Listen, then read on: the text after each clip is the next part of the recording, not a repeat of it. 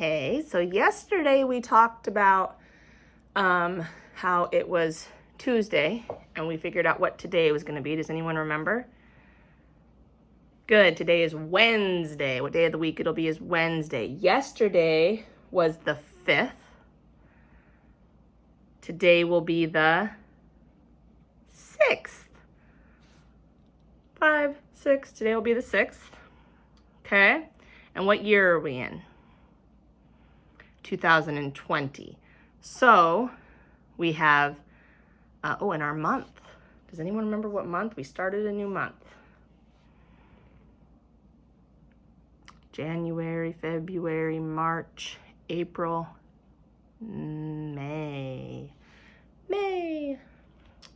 January, February, March, April, May. Okay? So we would say today is Wednesday, May 6th, 2020. Say that with me. Today is Wednesday, May 6th, 2020. We write that as 5, because it's our 5th month, May, 5-6,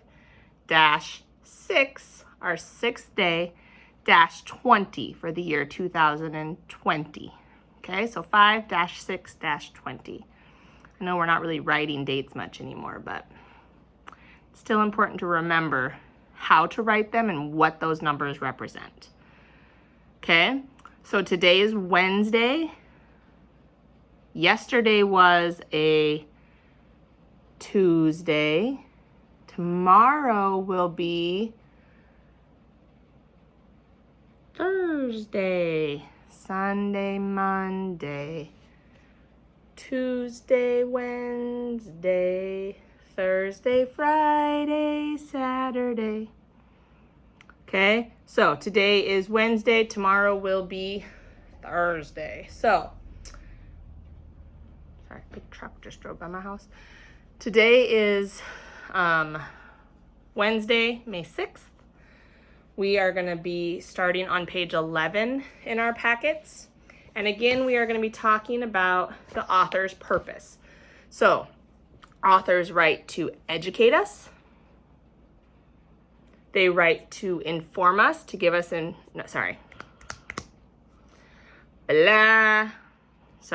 let's start over.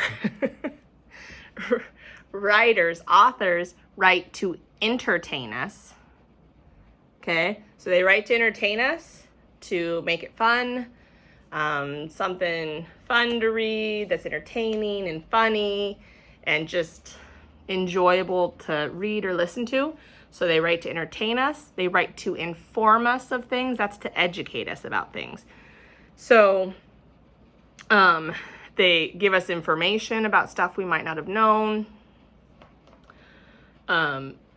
Or they write to try to persuade us, to try to make us kind of believe what they believe, is another reason. Most children books aren't written that way, though. Most children books are either to entertain or to inform. So, why do you think Chickens Aren't the Only Ones was written?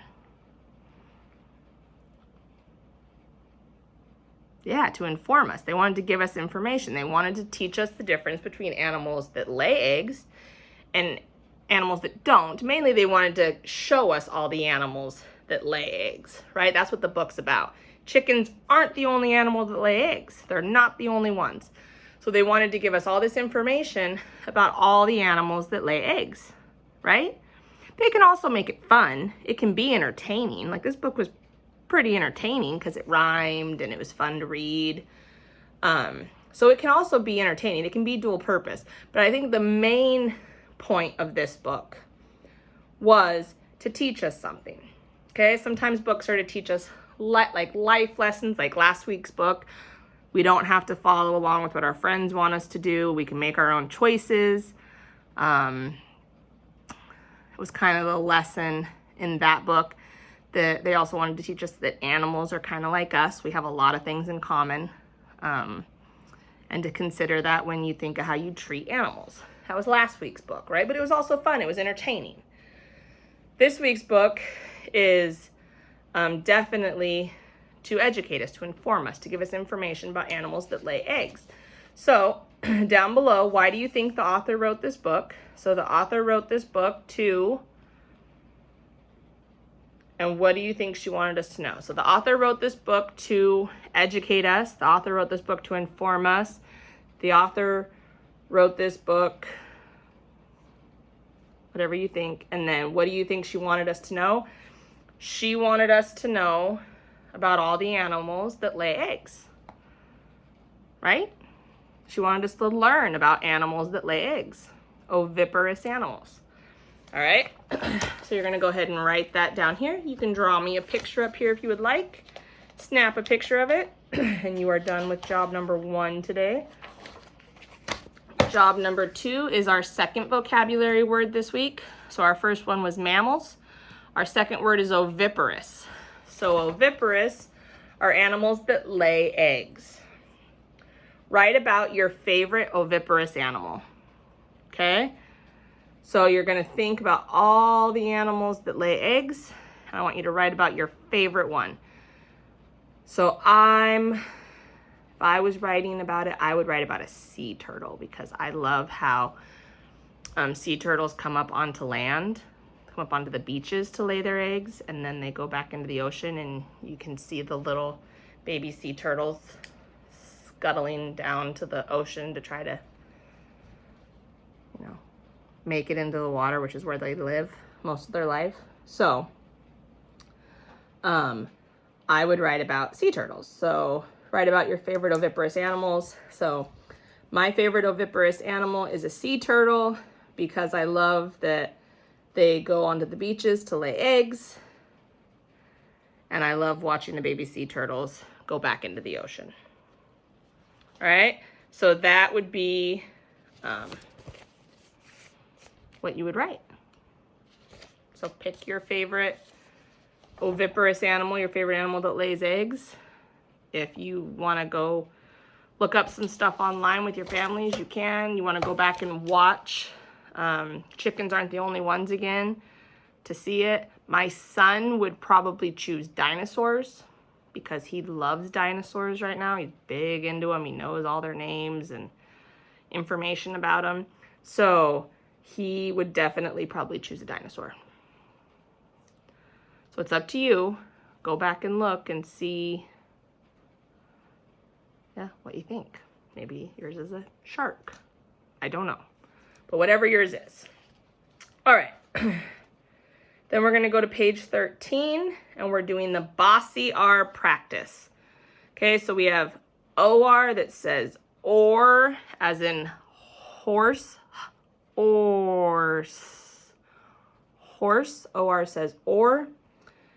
Or we've got AR, ar, as in card, okay? Or we have UR that says as in earth. Is there another or turkey, or turtle? Those say UR, so UR is a new one for us. OR, or, AR, R, UR, All right? So, have your families help you if you need it.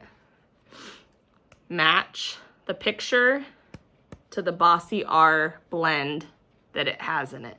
So we've got card, horse, earth, orc, turkey, orn, ark, art, turtle. Okay, go ahead and match those up. That's page 13, Bossy R. Page 14 is a sort between our AR words that says R, like yarn, or OR that says or, like orn. So we're going to sort, sorry, we're going to sort our words into OR or AR. So sort, or, ard. Sorry, for a second I thought this said harp, reading it backwards in my camera. Ard, hard. Okay? Page 14, AR or OR. Our last job is a compound word sort. So we have a thumbs up. Yes, it's a compound word. Thumbs down. No, it is not a compound word. Now remember, compound words are when we take two words that by themselves are their own word. Then you put them together and they make a new word that means a new thing. So cup, cake. Cup is its own word. You drink out of a cup. Cake is its own word. You can eat a cake. Okay? Cup, cake. They're their own words separately. You put them together, cupcake. You get a new little mini cake version that looks more like a cupcake. Okay? So, in order for it to be a compound word, it first has to start with two words that are by themselves a word. They make sense alone. Then you put them together and they become a new word. Compound words. Okay? So, it's either going to be yes, that's a compound word, or no, that is not a compound word. So our first one is rocket. Rocket.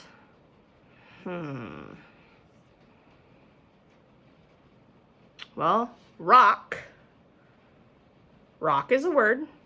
Go outside, you can find a rock. Et. Et is not a word. It's got two syllables, rocket. Rocket. It's two syllables put together, but it's not two words. So it is not a compound word. So I'm going to cut out my rocket and I'm going to put it under the thumbs down. Next I have popcorn. Popcorn. Pop. That's a word. You can drink a pop or you can pop something like a balloon. Pop. Okay, so pop is a word. Corn. Corn is a word. You eat it. Corn on the cob. Corn out of the can. Corn. Pop. Corn. Put it together. You get a new movie treat. Popcorn. Compound word. Thumbs up. Okay. Then we have computer.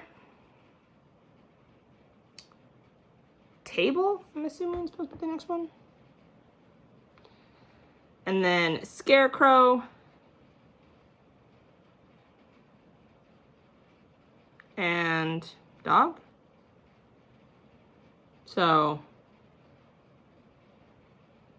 yeah. See what you can come up with on that one. I might be wrong with pictures. Maybe that one's supposed to be laptop. I don't know. I'll take it either way. If it's laptop, top, laptop, it could be a compound word if you used it as laptop. So up to you. You can decide. I'll take it either way. Okay?